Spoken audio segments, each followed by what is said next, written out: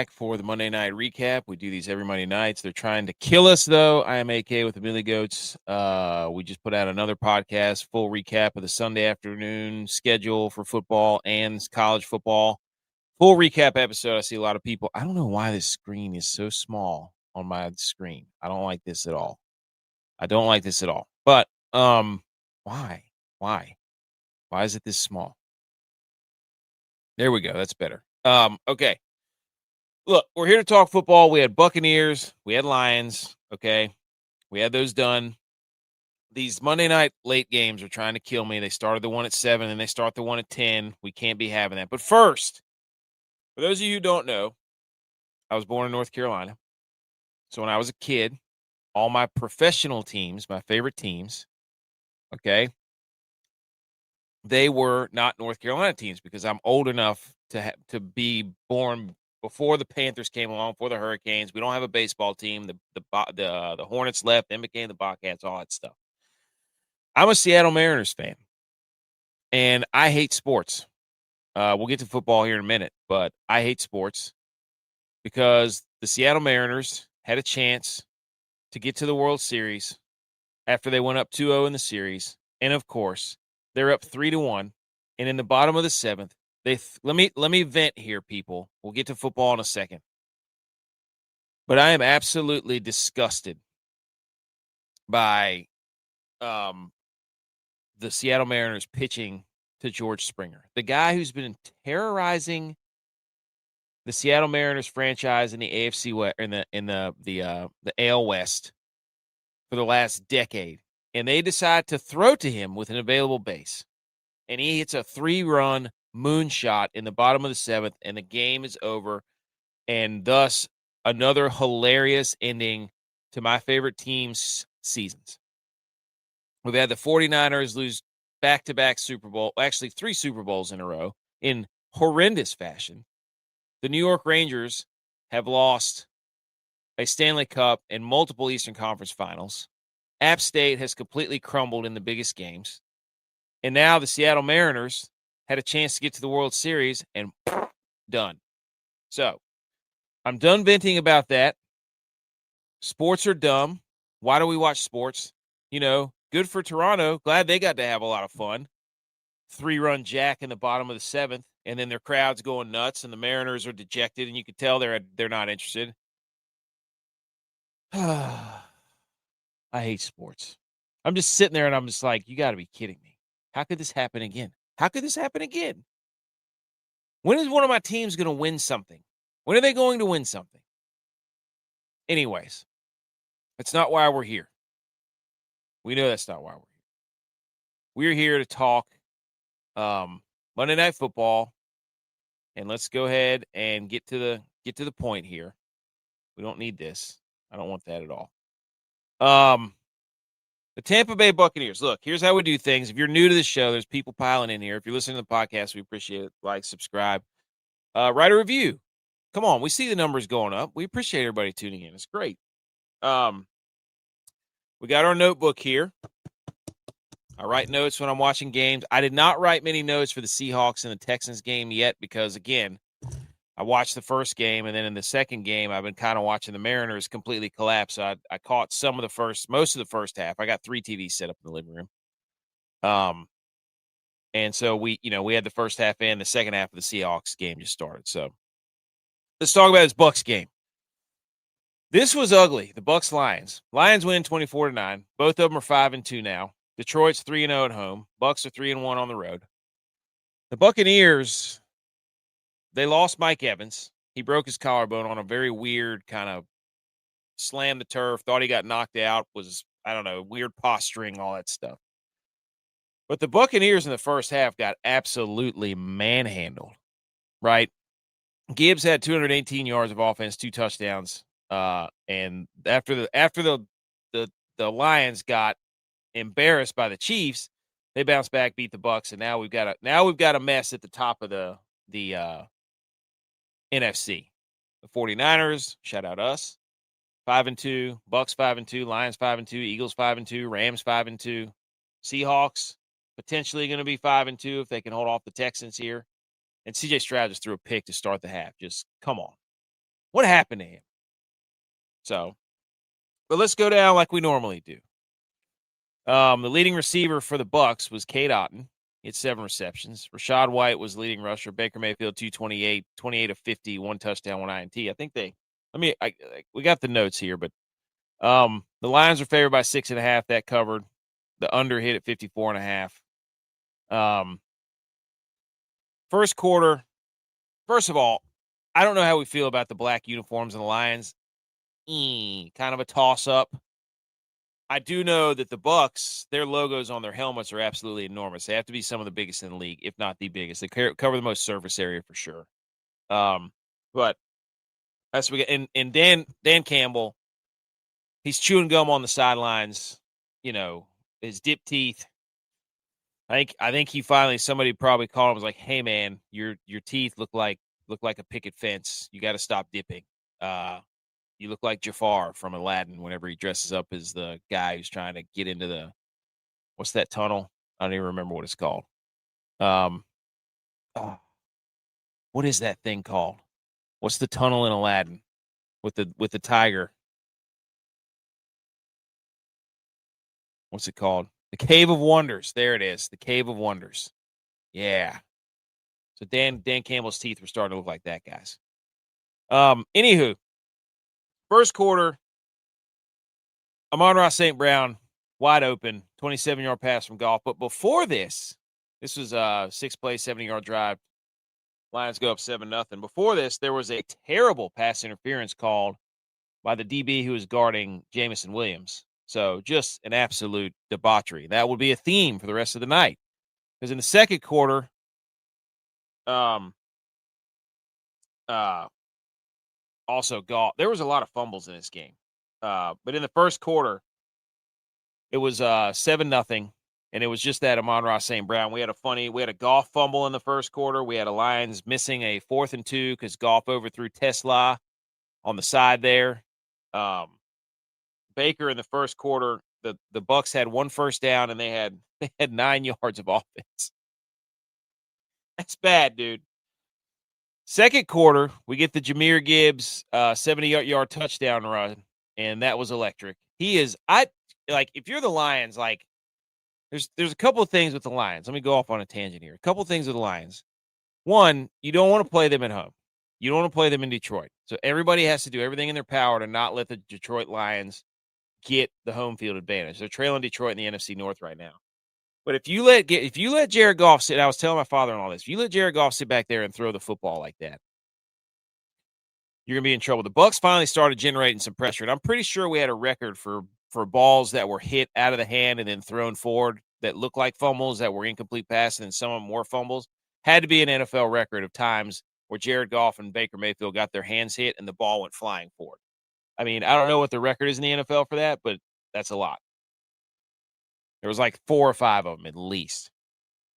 And we had that long Jahmyr Gibbs and this is another thing. Jahmyr Gibbs, like, I know the Lions want to do the whole we have 2 great backs and we have this and we're tough, but if you're a Lions fan and if anybody's watching the Lions, it's, dude, get Jahmyr Gibbs the ball at all costs. The guy had over 218 yards and 2 touchdowns. The first play from the game, he's running wild. So, the Bucs get a field goal as time expires. It's 14-3, and then 14-3 at the half. Tez Johnson in the second quarter there was running all kinds of wrong routes. He was running into Mike Evans and so on and so forth. And, the 78-yard touchdown run, there was a pass interference on a 3rd down, Jamel Dean on Amon-Ra St. Brown, and then the very next play, that's when Jahmyr Gibbs had that long run. So on 3rd down, the Lions shouldn't have even had that because that was a terrible call. Amon-Ra St. Brown ran right into Jamel Dean. So, and then boom, there goes Gibbs. Then the ensuing drive, I'm pretty sure that's when Mike Evans broke his collarbone, knocked himself out. His leg was straight. He was posturing. I mean, it was scary. He was laying there weird for quite a bit, but his 1,000-yard receiving per year or 11 consecutive years is probably going to come to an end. And I think this was his last year in a contract. So Pretty weird. Nice punt by the dude. Also, speaking of punts, shout out the punter for the Lions because he had a 65-yard bomb, and then that led to a Tampa Bay fumble. So that was the funny Baker fumble, I'm pretty sure, where it like got punched forward. No, that wasn't the Baker fumble. Which one was that? Oh, that was it was a Sterling Shepard fumble. So yeah, Tampa Bay had 36 total yards by the 2-minute warning. So that was pretty bad. In the third quarter, Tez Johnson finally got going. TD pass from Baker, 11-play, 67-yard drive. Now we're at 14-9. Here comes Jahmyr Gibbs after another – wait. Oh, that's right. The next – so back and forth a little bit. Then Jahmyr Gibbs gets loose on a little screen pass up the right sideline. Penei Sewell's out in front of him. This is in the third quarter, 5 minutes to go. Penei Sewell's out in front of him, just completely whiffs on Winfield and gets tackled. So they do the right thing and give Jahmyr Gibbs the ball. He gets a rushing touchdown. So we're 21-9 at that point. And then fourth quarter, the only thing that was scored was a Jake Bates 58-yard field goal. He missed one, though. He banged one in, too. So, and that was pretty much it. We had some controversy in the fourth quarter because Cade Otton was short on that fourth down conversion where we had to right down the line. But I don't think he got it. I don't think Cade Otton got that first down. So, because he turned the ball sideways and it was like parallel with the first down line. So again, Cade Otton was the leading receiver. Everybody was lauding Baker and giving him credit and all. Yeah, last week when he beat the Niners and he was, throwing deep balls to Tez Johnson, but the Lions made a conscious effort that he was not going to run around. And he was not going to sit back there. And the Lions pass rush is way better than the 49ers at this point. Bryce Huff just got hurt, so that's great. But they made it a conscious effort. Like, Baker is not going to run around. Baker is not going to throw the ball deep. And Baker was off because Baker missed a few throws. He missed Tez Johnson on a touchdown throw in the fourth quarter. I'm pretty sure. Yeah.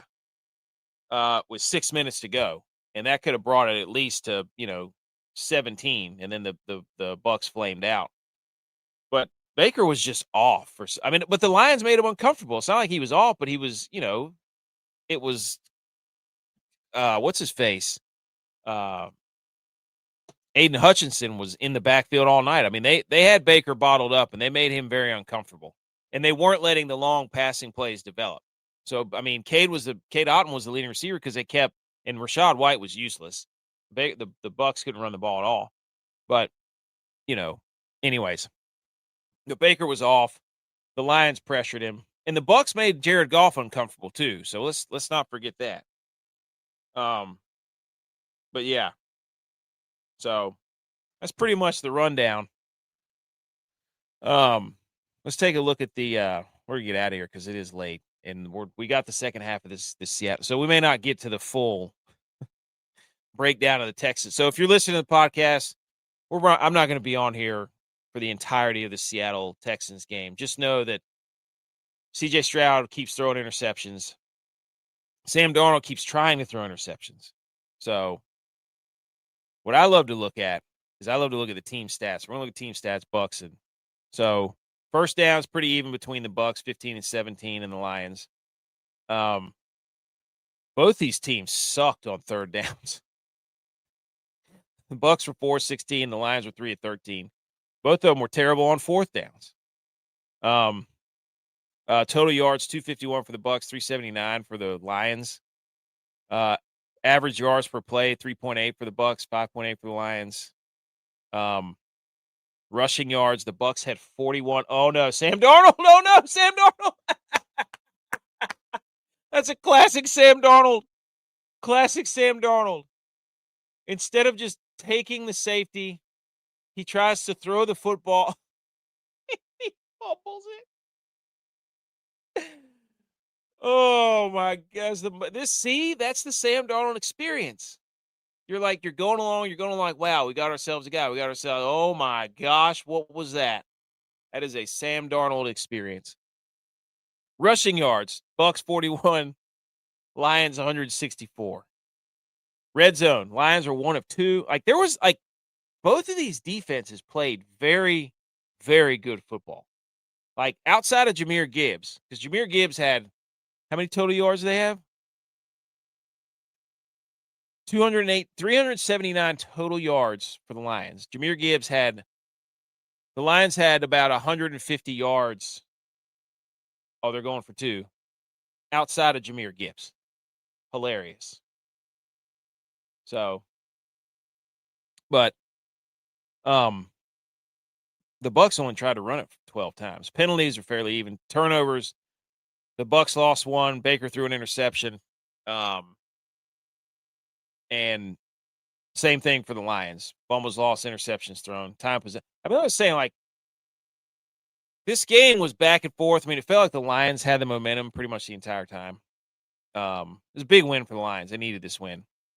But they didn't like the Bucs defense they lost somebody on defense too. Was it Hassan Reddick maybe? And then they lost Mike Evans. So this is kind of what honestly is kind of what we expected. At least I did, is the Lions to win this game. Like the Bucs, as banged up as they are on the road, aggressive Lions defense. A lot of playmakers on Lions offense, different than the 49ers, last week. So the Bucs have been playing close games pretty much all year. So not surprised by the Lions winning. What does this do that's what I want to look up. For the standings. You know what I mean? Like, what's this mean for the playoffs? Because that's going to shuffle some things up in the NFC. Let's see. Playoff. There we go. There we go. Wow. Look at that. The 49ers are the 2 seed. Oh, look at this, ladies and gentlemen. If the playoffs were to start today, the Green Bay Packers would be the 1 seed, the Niners would be the 2, the Eagles would be 3, Bucs would be 4, and the Niners win the tiebreak over Philly and Tampa based on win percentage in conference games because the Niners are 5-1 in the NFC. How about that? Wow. And the Lions would be the 5 seed. So that's a big win for the 49ers, huh? Shout out Niners. And the Packers should have lost that game. And in the AFC, the Texans are way down. And I love how people are like, the Chiefs are back. They're not even in the playoffs yet. If the playoffs started today, Chiefs wouldn't even be in it. And the Texans are in 10th. And look at the Colts up there. Colts, Patriots, Broncos, Steelers. How about it? All right, let's switch over. So Lions win. Shakes up the NFC playoff picture, but goodness gracious. Sam Darnold. All right, here we go. Right now, so it's 17-12 favor of the Seahawks. CJ Stroud threw a terrible pick. So hold on. But yeah. Charbonnet has a touchdown. Darnold has 1 touchdown. Jackson Smith and Jigba threw for a touchdown. Jackson Smith and Jigba has the touchdown. But no, we don't want that. Get out of here. So yeah, we had the 1-yard touchdown that put it up 7-0. Jackson Smith and Jigba, he's so good, by the way. That dude's legit. They had no problem getting rid of DK Metcalf because they were like watching this guy and they're like, you got to be kidding me with this dude. 14-0. Second quarter, the Texans get a field goal and then they get another field goal because I'm pretty sure was there a turnover or something where they blocked the kick. That's right. They blocked a field goal to end it and then they got in position. CJ Stroud made a nice play. And they got it to 14-6. Golly, there's Jackson Smith and Jigba again. That was a dime by Darnold. I'll give him credit for that. Then in the third quarter, Jason Myers drills a 26-yarder. And then we just heard about the touchdown from Will Anderson because Darnold, what a throw. Holy smokes, what a throw. Right in the breadbasket. That's a dime. I got to admit, that's a dime. So, but anyways, this game's still going on. I mean, right now, the tail of the tape. The Seahawks defense, they're young, they're good. Oh my gosh, he almost threw another pick. But both of these defenses right now, the Texans and the Seahawks, these defenses are for real. Neither of these teams are running the ball effectively. Rushing wise, I mean, the Seahawks have 78, so I guess they're running it pretty good. And the Texans have 20. The Texans haven't been able to run the football. And that's why their offense sucks. Because it's C.J. Stroud and Nico Collins, essentially. And that's it. Their offensive line is terrible. But the Seahawks can be, Cooper Kupp threw the interception. That's what happened. So, but anyways. So as it stands right now, both of these teams are abysmal on third down. The Texans are 1 of 7 right now through the third quarter. The Seahawks are 1 of 10. The Seahawks made 2 fourth downs, though. So total yards, 128 Texans, 248 Seahawks. Just not, it looks like the Seahawks have 2 turnovers. It looks like the Seahawks are going to take control of the game. It's going to be an interesting fourth quarter. So that's about all I'm going to say about this game because I was watching the Mariners game, but it's really a must win for the big stop there on third down for the Texans. Oh, I guess that showed that they kicked a field goal. Well, anyway, so Seahawks are up 20-12 going into the fourth quarter. So, anyways, we'll see how this game turns out. Seahawks probably going to win, and then I'll probably get dunked on. But the Texans at 2-3, they've won 2 in a row, but they beat 2 terrible teams. So this is kind of and I'm pretty sure the Texans play the Niners next. But this is kind of I would say it's a must win for the Texans because they got to keep pace with Kansas City. They got to keep pace with. Cincinnati's 3-4. You're in 9th? You gotta be kidding me. Cincinnati's right on the doorstep, baby. And then you got the Jags right there and the Chargers. So I don't know what happened to the Texans offense. Like, they can't run the football. Their passing game looks disheveled. And it's because, one of the first plays of the game, C.J. Stroud's running backwards for his life. And he almost takes a safety. So, just so weird. They went from being elite, throwing it, airing it out, but their offensive line sucks. So they can't run the football. They can't pass protect. Their defense is ridiculous. So, but Jackson Smith and Jigba having a big game. Anyways, I'm getting out of here. I'm going to go to bed. You know what you can do, though, ladies and gentlemen? Hang on just a second. But anyways, love talking football. Love doing this. We appreciate everybody tuning in. We got over 100 people watching right now. I'm going to tell you what you can do. You can go right here. We're going to be back Wednesday night. We're going to be talking Thursday night football preview. We're going to be going over college football games of the week, college football upset alerts, and then just straight up football. Pretty much, it's incredible. We're in the midst of 49 straight days of football.